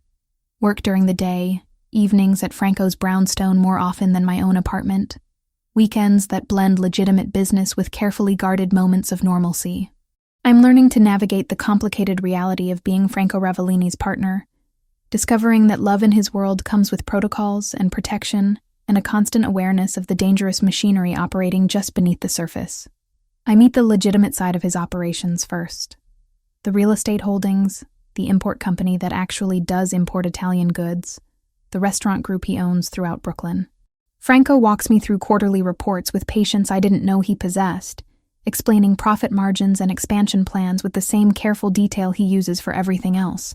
"Why are you showing me this?" I ask one evening, surrounded by financial documents in his home office. "Because you're part of my life now. All of it." He gestures to the spreadsheets. "This is how we maintain the facade, yes, but it's also real. These businesses employ 300 people legitimately. Their families depend on these operations. I need you to understand that not everything I do exists in moral gray areas. The businesses are impressive, profitable, well-managed, providing genuine value. It's the other side, the side Franco keeps carefully separated, that I'm still learning to comprehend. The threat from the Yakuza Yamaguchi has been escalating. I know this not from direct involvement, but from the increased security around me. From the tense meetings Franco takes in his office with the door firmly closed. From the way Joseph's usual scowl deepens whenever I mention going anywhere outside my established routine. On a Tuesday evening in early December, Franco comes home later than usual. I'm in his kitchen making pasta, a skill I've been teaching myself using recipes from Giovanni, when I hear the front door. His footsteps are heavier than normal, weighted with exhaustion. When he enters the kitchen, his tie is loosened, jacket discarded somewhere between the door and here, and there's a tightness around his eyes that speaks of stress barely contained. "Rough day?" I ask, keeping my tone light. "The Yakuza made another move. Territory in Brooklyn they're claiming was never properly established as ours." Franco leans against the counter, watching me work. We're negotiating, but it's tense. This is new. Him volunteering information without me having to ask. Progress, I think, in the transparency we agreed to. What does that mean for security? It means for the next few days, maybe longer, you stay where I can verify you're protected. Work here. Nowhere else without advance notice. He moves closer, his hand coming to rest on my hip. I know you don't like restrictions, but this isn't negotiable right now. I turn to face him fully, seeing the genuine concern beneath his controlled exterior. Okay, but Franco, you have to tell me, is this the kind of threat where I should be worried about violence directed at me specifically, or is it about territorial posturing? Both. He's direct, which I appreciate even as it sends ice through my veins. The Yakuza knows you matter to me. Richard Castellano made sure of that after the fundraiser. They won't target you directly. That would trigger war they're not ready for. But they might use the threat of you to gain leverage. So I'm a bargaining chip. You're a complication they're calculating how to use. Franco's expression hardens. Which is why, for the next 72 hours minimum, you're under enhanced protection. Thomas and another guard with you at all times, tracking on your phone that I monitor personally. No deviations from planned routes. The restrictions should feel suffocating. A month ago, they might have. But I've learned enough about Franco's world to understand that these measures aren't about control. They're about keeping me alive. What do you need from me? Relief flashes across his face. Cooperation without argument. Trust that I'm not overreacting. I trust you. I do. I realize. Completely. Just keep me informed about what's happening. Don't shut me out because you think ignorance will protect me. Deal. The next 3 days pass under enhanced security. 2 guards now. Thomas and Michael, both former military, both intimidating enough that people give me wide berth wherever I go. Franco works from home when possible, and when he must go to meetings, he calls every hour to confirm I'm safe. It's during one of these calls on Thursday afternoon while I'm organizing files in the office that things shift. The negotiations are moving forward, Franco says, his voice carrying the edge of controlled satisfaction. The Yakuza is willing to establish clear boundaries if we offer financial compensation for the disputed territory. It's more than I'd prefer to pay, but it resolves this without violence. That's good, isn't it? It's pragmatic, which is new for me. There's something in his tone. Surprise, maybe, at his own restraint. A year ago, I would have responded with force, shown strength through action rather than negotiation. What changed? You did. Simple. Direct. I have more to lose now. More reason to choose solutions that don't escalate into war. The admission settles into my chest, heavy with responsibility. I'm changing him, pulling him toward choices that prioritize long-term stability over immediate demonstrations of power. It should feel good, but it's complicated by knowing those choices might be seen as weakness by others in his organization. Franco, if choosing negotiation puts you at risk with your own people, they'll adapt, or they'll leave. His voice is firm. I'm still in charge, Emily. My decisions stand. But yes, I'm making different choices now because different things matter. That's growth, not weakness. I want to believe him, want to trust that his organization will accept this shift. But doubt lingers. That evening, Franco suggests something unexpected. I want to help your family more directly, he says over dinner at his place. Your father's retraining is good, but it's not enough. I want to offer him a position with one of my legitimate companies. Management role, good salary, full benefits. Something that gives him back his sense of purpose. The offer catches me completely off guard. Franco, that's too much. It's practical. I have positions that need filling. Your father has experience. And it would mean you'd worry less, which means I'd worry less about you being distracted. He reaches across the table, taking my hand. Let me do this, not as charity, but as investment in your family's stability, which directly impacts your well-being. I think about my father, about the depression that's eaten away at him for 2 years, about how much a real job, a position that values his experience, might mean. What kind of position? Facilities management for the restaurant group. Oversight of maintenance, renovations, vendor relationships across all locations. It's legitimate work, completely separate from any other operations. He'd report to the general manager, have a team under him, starting salary of $85,000. $85,000. More than my father made at his previous job, with benefits and respect and purpose. He'd have to move to New York, or commute. Connecticut to Brooklyn is doable, or we help them relocate if they want. Franco squeezes my hand. Emily, I'm not trying to buy your family's approval or create dependence. I'm trying to solve a problem that causes you stress. Your father needs work that restores his dignity. I have that work available. It's a clean solution. And my mother, my sister, your mother could transfer her nursing license to New York if they relocate. Plenty of hospitals hiring. Your sister could finish her education here, better schools, more opportunities. But again, all optional. I'm offering help, not demanding changes. The scope of what he's proposing is overwhelming. Not just helping my father, but potentially transforming my entire family's situation. I need to talk to them. Can't make these decisions for them. Of course. Talk to them. See what they want. The offer stands regardless. He pauses. But Emily, understand, this isn't separate from us. I'm not just helping your family out of generosity. I'm doing it because they're important to you, which makes them important to me. This is what being mine means. Your concerns become my concerns. The possessiveness in his tone should probably bother me more than it does. But I'm learning that Franco's possessiveness is just the flip side of his protection. They're inseparable, two aspects of the same fierce loyalty.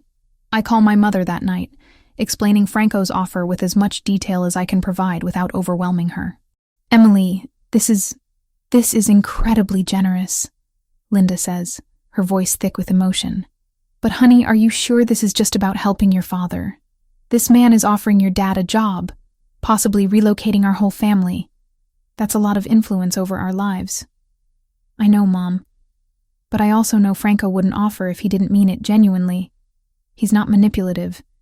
If anything, he's almost too direct. I take a breath. And yes, Part of it is about reducing my stress so I can focus on my work and our relationship. But that doesn't make the opportunity less real or valuable. Let me talk to your father. It could change everything for us. But we need to think carefully about accepting this level of help from someone we've never met. You could meet him. Come visit for a weekend. See his businesses. Meet him in person. Decide if this feels right. There's a long pause. Okay.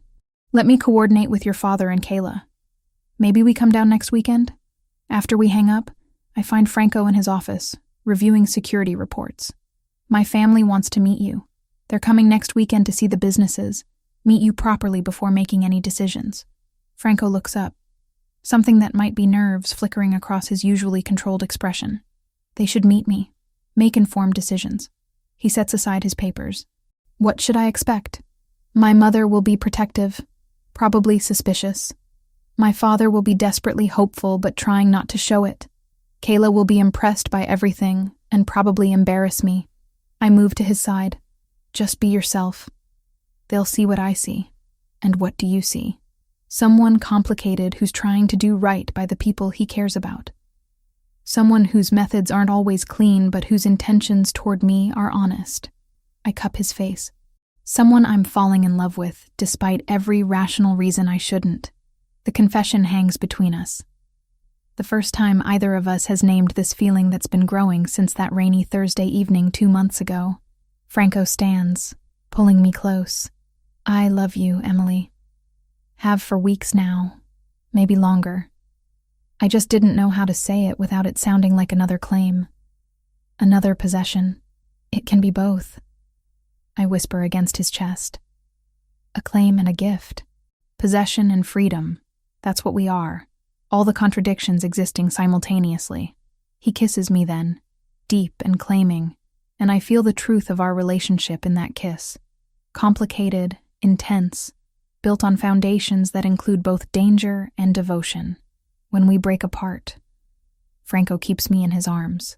Whatever your family decides, whatever happens with the negotiations, whatever complications arise, you're mine, and I'm yours. That's the only certainty that matters.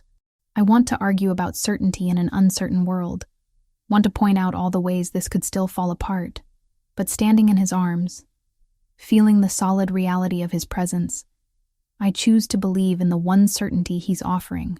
Sometimes love means accepting the complicated truth that protection and possession can exist alongside genuine care, that a man who operates in moral gray areas can still love with absolute clarity, that choosing someone dangerous doesn't make the choice wrong, it just makes it conscious. And I'm choosing Franco Ravellini, fully aware of exactly what that choice means. The abduction happens on a Wednesday afternoon in early December, 3 weeks after Franco's negotiations with the Yakuza Yamaguchi began showing real progress. I'm leaving the office building for a quick coffee run, approved by Thomas, within the established safe zone, with Michael trailing 20 feet behind as additional security. Everything follows protocol perfectly, until it doesn't. The man who approaches me looks like any other businessman on a Manhattan sidewalk. Nice suit, briefcase, perfectly normal expression. He asks for directions to a restaurant 2 blocks away. I start to answer, pointing east, when something sharp presses against my ribs. Don't scream, he says quietly in accented English. Walk with me to the car. If you alert your guard, I'll kill you both. My mind goes blank with terror, then floods with everything Franco taught me about not showing fear, about staying calm in dangerous situations, about calculating odds of survival. The car is a dark sedan parked at the curb, engine running. Another man in the driver's seat. This was planned, coordinated, executed with precision that suggests professional operation. Michael is still 20 feet back, checking his phone, unaware. If I scream, this man might actually shoot. If I don't, I'm getting into that car. I make the calculation in 3 seconds. Franco will find me. He always knows where I am, has tracking on my phone, has resources I can't even imagine. But if I'm dead on this sidewalk, none of that matters. I get in the car. The man slides in beside me, keeping the gun, small, easily concealed, pressed against my side. Phone. I hand it over without argument. He removes the battery, tosses both pieces out the window as we pull into traffic. The tracking is gone. Franco's lifeline to my location severed. Terror threatens to overwhelm me, but I force it down. Remember what Franco said about fear being useful, only if it keeps you alert. About panic making you vulnerable. Where are you taking me? Quiet. The drive lasts maybe 30 minutes, though tracking time becomes difficult when adrenaline makes every second stretch. We end up in Queens, in an industrial area filled with warehouses and storage facilities. The building they take me to is abandoned, or appears to be. Broken windows, rust on the metal doors, general air of neglect. Inside is different. Someone has prepared this space. A chair in the center of an empty room. Rope. A camera set up on a tripod. This isn't random violence. This is staged, designed to be filmed and sent somewhere. To Franco. Sit. The man who abducted me orders, gesturing to the chair. I sit, because fighting now accomplishes nothing. Save energy for when it might actually matter. They tie my wrists and ankles, not cruelly tight, but secure. The driver sets up the camera, adjusting angles while the first man makes a phone call in Japanese. I catch maybe one word in 10, but the tone is clear. Confirmation of successful acquisition, awaiting further instructions. Then we wait. Hours pass. The men largely ignore me, talking quietly in Japanese, checking phones, smoking cigarettes that make the enclosed space hazy. I keep my breathing steady, my expression neutral, my fear contained beneath forced calm. Franco will come. I have to believe that. He has connections, resources, people who owe him favors throughout this city. He'll find me. I just have to stay alive long enough. Around what I estimate is hour 10, maybe 11. Hard to tell with no windows, no phone, no way to track time beyond the growing ache in my bound limbs. Something changes. The men get a call, conversation rapid and urgent. Then they're moving, gathering their things, the camera, everything. Your boss is very resourceful. The first man says to me, almost admiringly, faster than we expected. This location is compromised. They leave. Just leave me tied to the chair in an abandoned warehouse with no phone, no way to call for help, no certainty that anyone is actually coming. The fear I've been containing breaks free. I pull against the ropes, accomplishing nothing except rope burn on my wrists. Try to tip the chair, thinking maybe I can slide across the floor, reach something, anything. Then I hear it. Footsteps. Multiple people moving through the building with purpose. Emily! Franco's voice, raw with something I've never heard from him before. Fear. Actual fear. In here! I call back, my voice cracking with relief. The door explodes inward. Not opened. Exploded. Someone kicked it with enough force to break the lock entirely. Franco comes through first, Joseph and Marco flanking him, all three armed with guns drawn. Franco's eyes find me in the chair, scan me for injuries, and what I see in his expression makes my breath catch. This isn't controlled Franco, careful Franco who always maintains composure. This is someone barely containing violence, someone whose control is fracturing at the edges. Are you hurt? He demands, already moving to me, holstering his gun to work on the ropes binding my wrists. No, scared, but not hurt. They just tied me here and waited. Waited for what? Joseph asks, already securing the perimeter. I don't know. They got a call maybe 30 minutes ago, said the location was compromised, and they left. Franco finishes with my wrists, moves to my ankles. His hands are shaking, actually shaking, and when he looks up at me again, I see the crack in his armor fully. I thought I'd lost you, he says quietly. 12 hours of not knowing where you were, if you were alive, if they were hurting you. I pull my hands free the moment he loosens the last rope and cup his face. I'm okay. I stayed calm. I didn't fight. I waited for you to find me like you said you would. He pulls me against him with enough force to make me gasp, his face buried in my neck. I feel him breathing me in, feel the tremor running through his powerful frame, feel the absolute terror he's been containing for 12 hours, finally releasing now that he has me back. We need to move, Joseph says gently.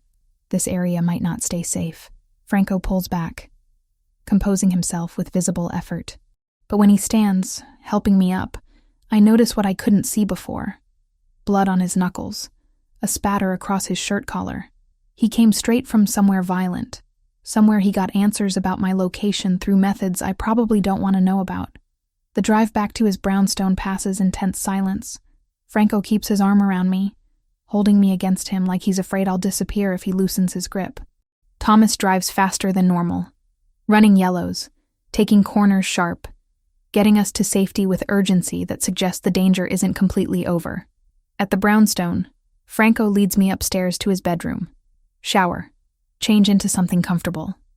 I'll bring food. Franco, please, Emily, let me take care of you right now. We'll talk after. The shower is good, washing away 12 hours of terror and warehouse dust and adrenaline sweat. When I emerge in borrowed clothes, his clothes, a t-shirt and sleep pants that hang on me, Franco is sitting on the edge of the bed, elbows on his knees, head in his hands. Hey, I say softly. He looks up, and the expression on his face breaks my heart. This is Franco stripped of every defense, every careful control, showing me the raw fear that's been eating at him. I failed you, he says simply. All the security, all the protocols, all my promises that you'd be safe, and they took you anyway. They took you, and I couldn't stop it. I moved to sit beside him, taking his hand. They took me because I followed the protocols. I didn't scream, didn't fight, didn't get myself killed on that sidewalk. I stayed alive because you taught me how to handle fear. You didn't fail me, Franco. You saved me. 12 hours, he repeats, his voice hollow. Do you know what I did in those 12 hours? Probably things I shouldn't know about. I found the Yakuza lieutenant who ordered your abduction. I made him tell me where you were. Franco's eyes meet mine, dark and haunted. I hurt him, Emily, badly, and I'd do it again without hesitation. Because he took you from me. The confession should horrify me, should make me recoil from this man who's admitting to torture, to violence, to becoming exactly the monster I always knew lurked beneath his control. Instead, I pull him against me, wrapping my arms around him. Thank you for finding me. You're not afraid? Of me? Of what I did? I'm terrified of a lot of things right now. But you're not one of them. I pull back to look at him. Franco, I knew what you were when I chose this. I knew violence was part of your world. Seeing it directed towards someone who hurt me doesn't change how I feel about you. It should, he says. But he's holding me tighter. It should change everything. Well, it doesn't. We stay like that for a long time, wrapped around each other, both processing the trauma of the day in our own ways. Eventually, Franco pulls back, his expression shifting back toward the controlled mask I know better. This changes our strategy completely. No more negotiations. The Yakuza violated every boundary by taking you. His voice has gone cold, distant. They declared war. I'm going to finish it. Franco, no.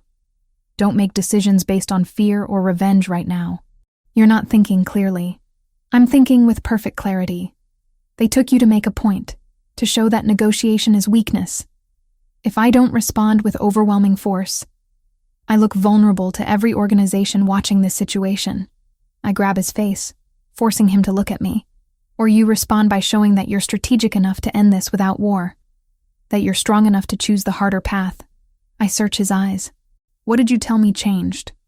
What made you choose negotiation over violence in the first place? You did, he admits quietly. Then let me finish changing you. Let me help you find the solution that doesn't involve more blood. I press my forehead against his. Please, Franco.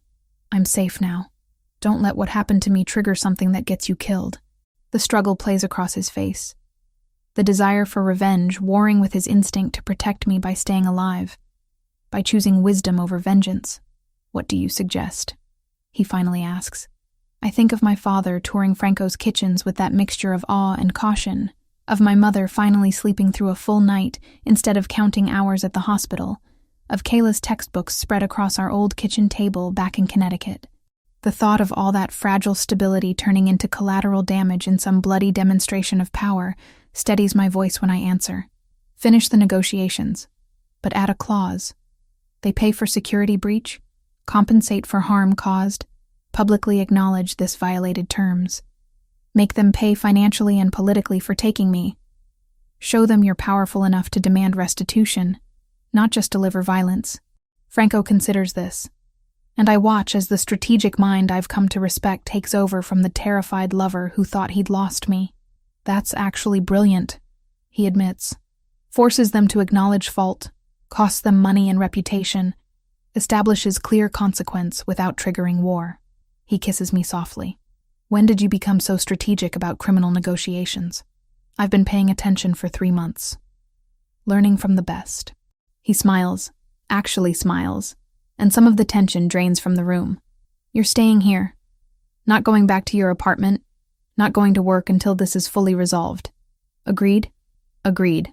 Though Franco, I need to call my family. They were supposed to visit this weekend, and I need to let them know I'm okay without explaining what actually happened. We'll call them together in the morning. Tonight, you rest. You've been through trauma, Emily. Let yourself process it. I don't know yet that the next few nights will bring warehouse shadows every time a car door slams outside, that I'll flinch at the sound of the elevator and have to breathe through the spike of panic until my body remembers I'm safe. For now, all I can do is focus on the solidity of his heartbeat under my cheek and trust that the shaking in my hands will eventually learn to quiet. But as we lie in his bed, me curled against his chest, his arms protective around me, I realize I am processing it, not through breakdown or panic, but through certainty. Certainty that choosing Franco means choosing this life, these dangers, these moments of terror balanced against moments of profound connection. I love you, I whisper into the darkness. Even after today, maybe especially after today, I love you. His arms tighten. I love you too, more than I thought possible to love anyone. And I swear to you, Emily, they will never touch you again. Whatever it takes, however I have to structure my operations, you will be safe. It's a promise he can't absolutely keep. We both know that. But lying in his arms, feeling the steady beat of his heart, I choose to believe him anyway. Because love in Franco's world means accepting that safety is relative, that protection comes with complexity, and that sometimes the most dangerous choice is also the most honest one. And I'm choosing him, consciously and completely, with full awareness of exactly what that means. The 2 weeks following my abduction pass in careful reconstruction. Franco implements his strategy exactly as we discussed. Negotiations continue with the Yakuza Yamaguchi, but now with additional terms that make them financially and politically accountable for the security breach. They pay $2 million in restitution, publicly acknowledge the violation of established boundaries, and agree to neutral mediators overseeing the territorial agreement. It's brilliant strategy wrapped in pragmatism, and I watch Franco execute it with the same precise control he brings to everything else. But I also see what it costs him. The restraint required to choose negotiation over revenge, the careful management of his own people who expected violence and got diplomacy instead. Some of them think you're going soft, Roberto mentions one afternoon, 3 weeks post-abduction, when I'm back in the office working half-days as Franco slowly allows me to resume normal routines. The younger guys especially. They see negotiation as weakness. What do you think? I ask, genuinely curious about his perspective. I think Franco is smart enough to know when violence serves his interests and when it doesn't. War with the Yakuza would have cost lives, money, and territorial stability for years. This way, we got compensation, established clear boundaries, and showed we're powerful enough to demand accountability without firing a single shot. Roberto leans against my desk. That's not weakness. That's evolution. The observation stays with me through the following weeks, as life gradually returns to something resembling normalcy. My family visits in mid-December, finally making the trip that got postponed after my abduction. I don't tell them what happened, just that there were security concerns that required delay. And Franco welcomes them with the same careful hospitality he shows everyone he's trying to impress. My father James is 58, but looks older. The weight of 2 years' unemployment visible in his posture, his hesitant handshake. My mother Linda has the exhausted competence of someone who's been carrying too much for too long. And my sister Kayla is 19 and wide-eyed at everything. The brownstone, Franco's obvious wealth, the way people defer to him with respect that borders on fear. Franco shows them the restaurant operations personally, walking them through 3 different locations across Brooklyn. He's impressive without being showy, explaining the business model, the management structure, the actual job he's offering my father with genuine respect for his experience. "Mr. Richardson," Franco says over lunch at one of his restaurants, "I've reviewed your resume and references. Your facilities management experience is exactly what we need to coordinate operations across multiple locations. The position is yours if you want it. Salary of $85,000, full benefits. Start date flexible based on your needs." My father's hands shake slightly as he processes this. That's very generous, Mr. Ravellini. But I have to ask, why? Why offer this to someone you've never met? Because Emily matters to me. Because ensuring her family's stability reduces stress that might affect her work and well-being. And because I genuinely need someone with your skill set. Franco's directness is refreshing. This isn't charity, Mr. Richardson. It's practical business that happens to benefit everyone involved. Later, when my parents are touring one of the restaurant kitchens with the manager, Kayla corners me in a quiet hallway. "Emily, your boyfriend is kind of terrifying," she whispers. "Like he's nice. But there's something underneath. Something dangerous." "I know," I say simply. "And you're okay with that?" I think about the question. About everything I've learned in 4 months with Franco. I'm choosing it consciously, with full awareness of what it means. That's different than being okay with it. It's accepting complexity. Kayla studies me for a long moment. "You love him. Very much. Then I'm happy for you, even if he is scary." My parents accept Franco's offer that evening. The relief on my father's face when he shakes Franco's hand is worth every complicated choice that led here. They'll relocate to New York in January, giving my father time to start the new position and my mother time to transfer her nursing license. After they leave, Franco pulls me into his arms in the quiet of his brownstone. "That went well? You were perfect with them." "Thank you for that. I meant what I said. It benefits me to have your family stable and close. You'll worry less, focus better, and I get the satisfaction of fixing a problem that's been hurting you." He kisses my forehead. Pragmatism wrapped in care. December slides into early January with the kind of peaceful routine I never expected to find in Franco's world. The Yakuza agreement holds. Territorial boundaries respected, no further incidents. A fragile peace maintained through clear consequences and mutual pragmatism. My family settles into New York, my father starting his new position with enthusiasm that restores some of his lost vitality. My mother finds work at Brooklyn Methodist, coincidentally the same hospital where Roberto's girlfriend Vanessa works. Roberto and Vanessa get engaged on New Year's Eve at the monthly family dinner, surprising no one who's watched them together for the past 6 months. The celebration is warm, genuine, full of people who've become unexpectedly important to me. Joseph with his rare smile, Marco and his wife, Anthony and his teenage kids, all the complicated families that form Franco's inner circle. "We're thinking spring wedding," Vanessa tells me while we're in the kitchen preparing desserts. "Small ceremony, just family. You and Franco will be there, of course." "Of course," I agree, struck by how naturally she includes us together. Not me and Franco separately, but us as a unit.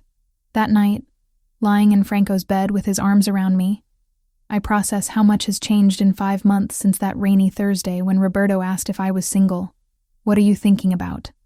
Franco asks, fingers tracing patterns on my shoulder. How different everything is now. How I'm different.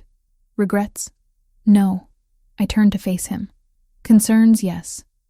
Questions about what comes next, always. But no regrets about choosing you. Franco's expression softens in the darkness. I was going to wait. Plan something elaborate, something that matches the importance of the question. But Emily, he sits up, reaching into the nightstand drawer. When he turns back, he's holding a small velvet box. My breath catches. 5 months ago, you were invisible furniture in my office. Now you're the reason I wake up, the person I trust most in this world, the only future I want to build. He opens the box, revealing a ring. Diamond, elegant, understated in a way that's perfectly us. Marry me, not because it's expected or convenient, but because I love you and want you permanently in my life in every way that matters. I should probably ask for time to think. Should consider all the complications, the dangers, the reality of being married to someone in Franco's position. Should be practical and cautious and smart. Instead, I say, yes. He slides the ring onto my finger, perfect fit, like he measured somehow without me noticing, and kisses me with an intensity that conveys everything words can't capture. You're sure? He asks when we break apart. This isn't just accepting my world, Emily. It's becoming permanent part of it. There's no easy exit from being my wife. I know exactly what I'm agreeing to. I'm choosing it anyway. I cup his face. I'm choosing you, Franco Ravellini. Complicated, dangerous, surprisingly romantic you. He laughs, pulling me against him. We'll do this right. Engagement party, proper wedding, all the traditional elements you deserve. Can Giovanni cater? Obviously. He'll be offended if we ask anyone else. 3 months later, on a Saturday in April, we're married in a small ceremony at a historic church in Brooklyn Heights. My family sits on one side. My father healthy and employed. My mother rested. Kayla finishing her first year at NYU with expenses Franco quietly covered without making it an issue. Franco's people fill the other side. Roberto is best man. Vanessa with her own wedding planned for June. Joseph actually smiling. Marco and his family.